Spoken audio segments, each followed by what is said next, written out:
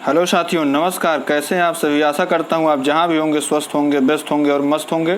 मित्रों, आज हम सभी आबकारी विभाग से एक मिनिमम प्रश्न जो पूछा जाने वाला है उसके विषय में चर्चा करेंगे। आबकारी विभाग क्या होता है, उसकी कर्तव्य क्या है, वो क्या कार्य करता है।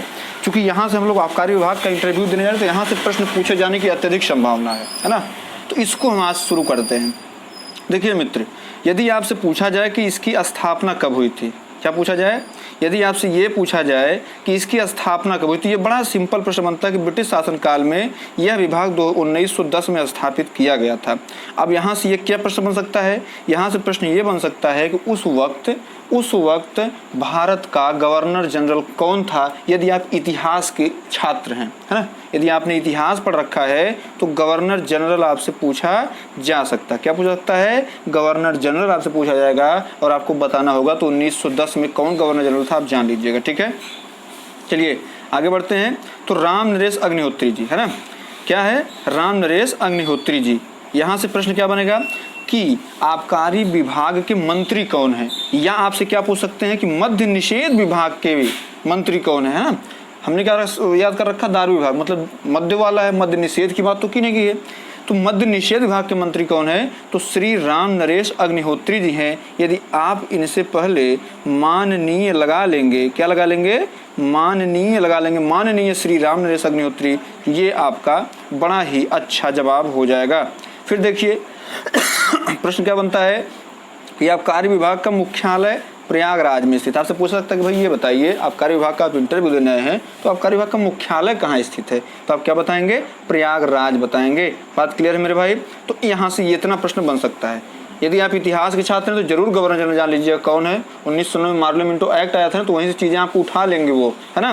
तो ये आप याद रखेंगे। जैसे देखिए, प्रदेश में अवैध शराब बनाने एवं अवैध शराब के व्यापार के रोकथाम में समय समय पर प्रवर्तन अभियान चलाए जाते हैं। आपने देखा होगा, आगरा में हुआ, मथुरा में हुआ, कई जगह पे, बाराबंकी में हुआ, तो कई जगह पे अभियान चला करके शराब दारू को जो अवैध है उनको पकड़ा जाता है। परंतु अभियान की समाप्ति उपरांत प्रायः उक्त कार्य पुनः प्रारंभ हो जाता है। एक तरफ जहां प्रदेश सरकार का राजस्व प्रभावित होता है, वहीं दूसरी ओर जनहानि की भी संभावनाएं बनी रहती हैं। अब कैसे बनी रहती है मेरे भाई? देखिए, जैसे राजस्व तो प्रभावित हुआ ही सरकार का। अब जैसे किसी ने दारू पी ली, कच्ची शराब में पता लगा मेथिल अल्कोहल ज़्यादा हो गया, तो वो जो है मर जाएगा, है ना। क्यों मर जाएगा? क्योंकि वो जो है शराब नहीं है, वो कहीं ना कहीं जहरीली शराब हो जाती है ना। तो अतः इसकी रोकथाम में तो जन सामान्य की सहभागिता और सहयोग से निवेदित है। इस कार्यक्रम में सर्वसाधारण को सूचित किया जाता है कि यदि किसी को भी अवैध शराब बनाने और अवैध शराब व्यापार की जानकारी है अथवा मिलती है तो वह क्या कर सकता है मेरे भाई? ये मोबाइल नंबर आप याद कर लीजिएगा। ये वीडियो बनी थी, मैं उसको डिलीट कर दिया क्योंकि यहाँ मोबाइल नंबर उसमें 2 चीज़ गलत थी। तो आपको गलत पढ़ाना मेरी नैतिकता के खिलाफ है, मेरा मन गवाही नहीं दे रहा था, तो मैंने उसको डिलीट कर दिया। ठीक है, तो आप सभी उस वीडियो को यदि देखे होंगे, उससे बनाए होंगे नोट्स, तो उसके लिए माफ़ी हृदय से। आप इस वीडियो को देख लें, इससे बना लें, क्योंकि मन गवाही नहीं दे रहा था यार, और वो चीज़ें गलत थी, तो गलत चीज़ों का समर्थन नहीं किया जा सकता। चलिए, तो आप यदि आपको जानकारी मिलती है तो आप किस पे फ़ोन करेंगे? 1800-180-5331। ठीक है, आप इस पर फ़ोन करेंगे।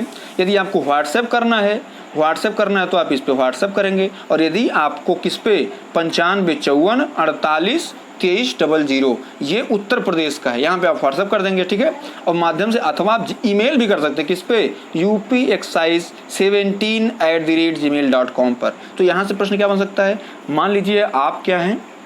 आप एक सामान्य व्यक्ति हैं और आपको ये जानकारी प्राप्त हुई कि आपके क्षेत्र में क्या बन रही है? शराब बन रही। कौन सी? अवैध शराब। अवैध शराब क्या होती है? जो भारत सरकार, उत्तर प्रदेश सरकार के मानक पर खरा न उतरे, जो उत्तर प्रदेश सरकार द्वारा लाइसेंस प्राप्त न करे, अर्थात जो आबकारी विभाग जिस लाइसेंस जो देता है बिना प्राप्त किए वह ऐसा कार्य करे, तो वो अवैध में आता है। तो आप क्या करेंगे? इस पे आपसे पूछेगा भाई आप क्या करेंगे, तो आप क्या कहेंगे? हम पुलिस को सूचित करेंगे। तो पुलिस को नहीं सूचित किया था, आप आबकारी विभाग को सूचित करेंगे इस पे, क्योंकि ये कार्य पुलिस का नहीं होता मेरे भाई। आप 112 पर नहीं फ़ोन करने जाएंगे, आप किससे फ़ोन करने जाएंगे?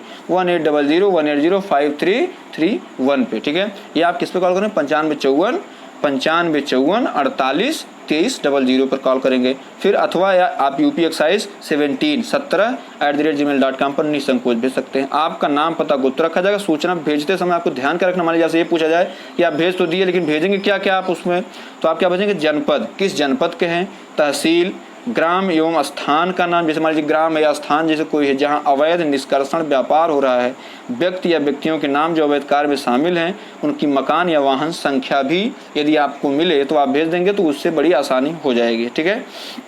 प्रदेश को अपराध से मुक्त करने के उद्देश्य से जिम्मेदार नागरिक होने के नाते अनुरोध है कि सही सूचना देंगे तो अच्छे नहीं आपके ऊपर भी कार्रवाई कर दी जाएगी। अब यह करंट अफेयर संबंधित प्रश्न है।